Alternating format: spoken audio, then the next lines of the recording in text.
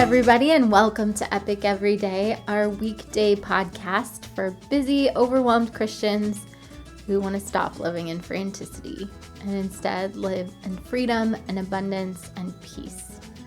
I'm Liz Frerichs, and this is my husband, Evan. Hi. And we're so glad that you guys are here with us on this lovely Wednesday. As you guys know, we work our way through the CSCs, being calm, surrendered, centered, connected, and complete. Because we all need reminded to actually apply that stuff versus I know I do. Think about that stuff. We're reminding ourselves every day on this show. Exactly. So today we're going to continue talking about health, which we've been talking about all week. And since it's Wednesday, we're going to talk about being centered and how centered plays into our overwhelm. Yeah. Or lack of center plays into our overwhelm. Do you want to? Or being centered plays into our lack of overwhelm. Boy, so many variations. Do you want to define centered? Being centered is moving out of the essence of who you are, being who God designed you to be. Yeah, and for our bodies, we're designed a very specific way. Yes. And when we move in that, we have greater health, greater vibrancy, and resistance to diseases and things like that.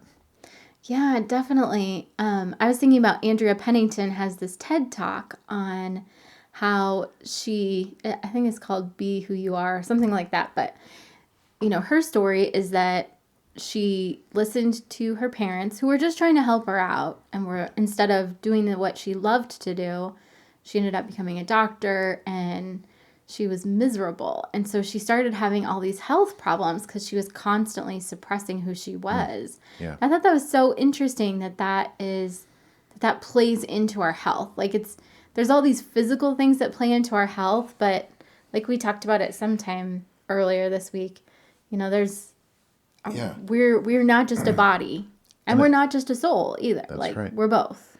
Yeah, it always reminds me of like in Pride and Prejudice or some old novel where the person has a heartbreak and then they get sick. Yeah. And it's like, wait, where in Pride and Prejudice I don't know, happen? in old stories like that Okay. that you like to read. A period movie like that or something. Or, Okay.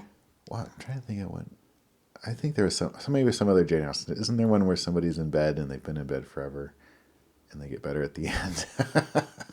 But you know what I mean? That's the theme in stories, right? Where some heartbreak will happen and the person is sick physically. Yeah. Until their soul gets healed. Right. That happens in The Secret Garden, doesn't it? A Yeah. little bit. Mm-hmm. So stuff like that where it's like, that's not just fiction. That's not just dramatic and good storytelling. It's actually real. Yeah, I mean, statistically, if you have had a loss in the previous year, you're almost guaranteed to get some kind of illness because your immune system is lowered due to grief. Yeah, and we talked about that because that's the kind of stress. We talked about that on Monday. Right. How devastating stress can be. Mm-hmm. And it comes in all different kind of packaging, doesn't it? Yeah. But today we're talking about more specifically the way our body's designed to work. Mm-hmm. And we get sick when we deviate from that. I don't Shock. think Adam and Eve were eating potato chips and Oreo cookies, and drinking Kool-Aid and stuff like that.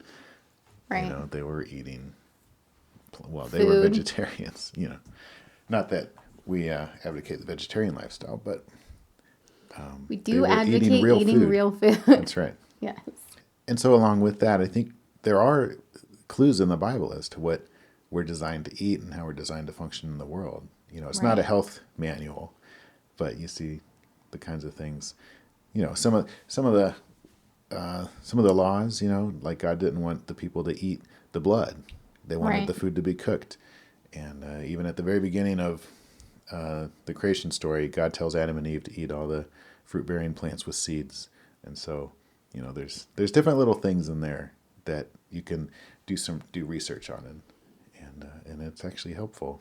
Right. You can compare it to science, and it's like, oh yeah, some seeds are amazing for you. They can actually, really do some amazing things. Mm-hmm. For sure.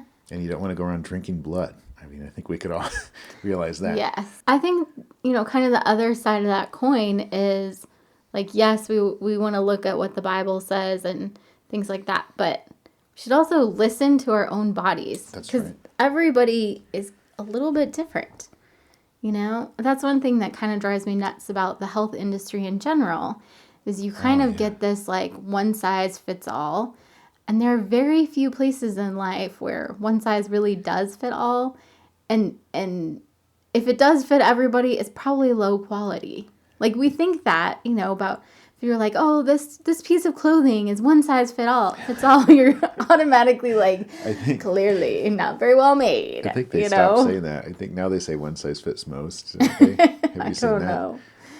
Yeah, but I think that's even truer now than it ever was because of just how far away from creation we are and how kind of, you know, with entropy laws, like how broken down the system is, you know, the world and our genetics and stuff. I think it's so key to be told, at least for me, it was very helpful to be, well, nobody told me. I ended up having to figure it out for myself. But figuring out that my body was different and that I had to do my own research. And, you know, we kind of, at least for me, I had completely lost the ability to listen to my body. I didn't know when I was hungry. I didn't know when I was thirsty. I didn't know when I was tired. So you're talking about the basic stuff, like these signals that are maybe normal for people, but because I had wires were all crossed up. I for so many years I had just been ignoring to where I didn't have those signals anymore. And so when I got sick, it was like, okay, now I have to learn all this stuff, you know?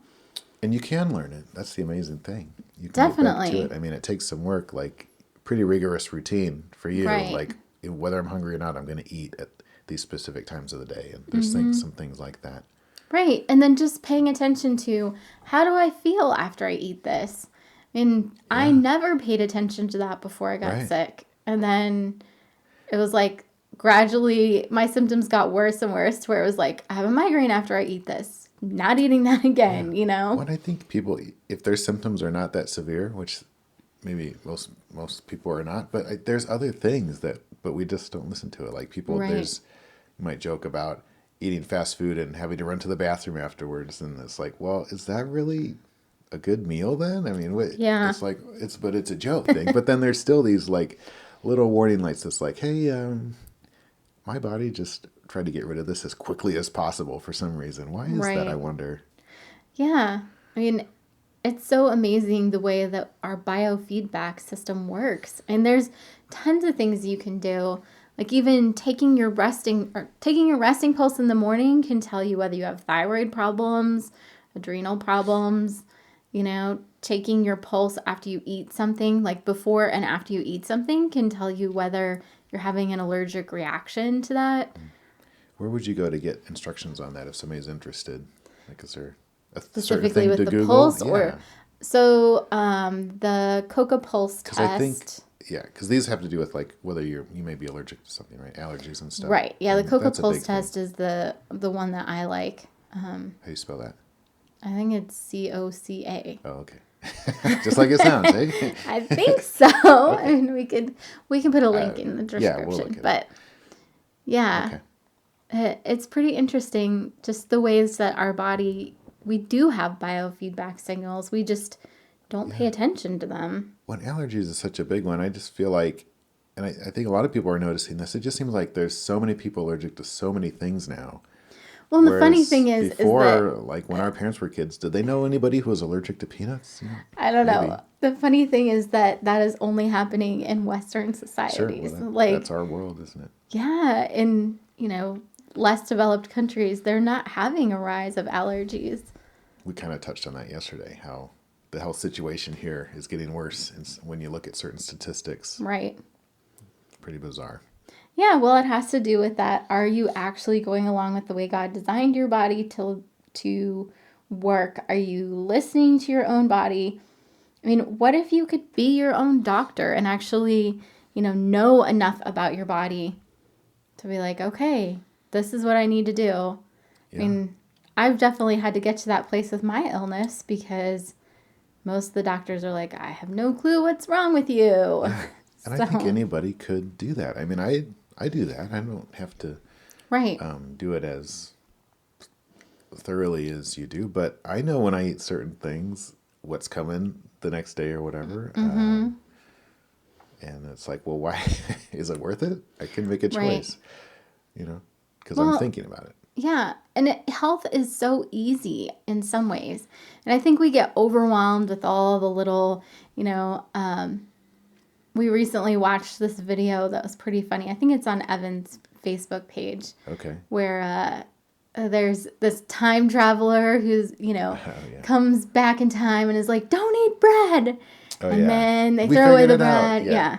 Don't eat the eggs. He keeps interrupting Yes. this couple as they're trying to have breakfast. Yeah. And he comes back from different points in his, and then at the end, it was like, eat whatever you want or something. Yes, but make sure you exercise. He's like, you guys have just been standing here for 50 years. Yeah. Yeah. It's so fads. I think we do get it. It can get really complicated when you're looking at all that stuff. But really, after all my years of studying, my analogy is that health is a three-legged stool. You have your nutrition, you have your sleep, and you got your stress. Yeah. And as long as you're addressing those three areas, you're good to go. It's pretty basic. We make it really complicated. I mean, that's why I love the real food diet, because it's right there in the name, and those are the instructions. Yeah, and it's so interesting because, if you try to supplement different things, you can actually bring things more out of whack.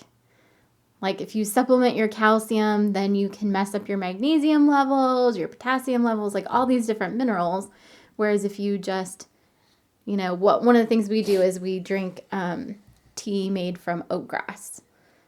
And you let it steep for 8 hours, and it provides a lot of your minerals. But it's like a mineral supplement versus a natural mineral supplement. Instead of a pill. It's more in food form. It's more natural for your body to assimilate all that stuff. Exactly. I think one example, coming back to the biblical, instructions, that there really is some genius level instructions in there from, like if people look at it and they're like, how old the scripture is. And yet in there, God's saying, this is how you be clean. This is how you sacrifice animals and things like that.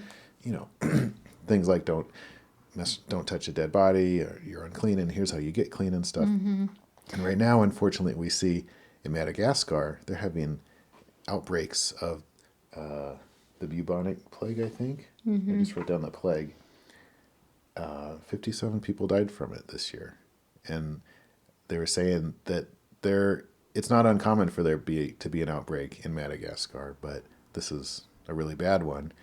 And then coincidentally, they have a ceremony where they dig up their ancestors and redress them and dance around with them. And that somehow, they call it the dance of the dead. And that somehow helps their ancestors find peace in the afterlife. And they're messing around with these dead bodies, and they're getting sick. Yeah. That's just not the way we're designed to do it. Right. I always think of childbed fever, I think is what they used to call it, back in the 1800s, where all these women were dying after giving birth because the doctors wouldn't wash their hands. Oh, yeah. So they would be handling a dead body or doing a surgery on somebody else and then come and deliver a baby. Mm-hmm. Yeah. Amazing. And then wash hands and the problem goes away kind of overnight. Right. Yeah. So we have our own bodies and our God telling us, giving us things to do that help us be healthier. It's pretty amazing. Right. Yes. If we listen. Yeah, definitely. So tomorrow at Thanksgiving, pay attention to your body. If you're like, oh, I'm pretty full, time to stop eating.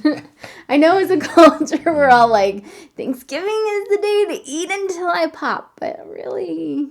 I've got a friend that he calls, that's food coma day. I mean, that's just the goal. Mm-hmm. And it's like, did you have a good food coma? So, but that doesn't have to be the goal.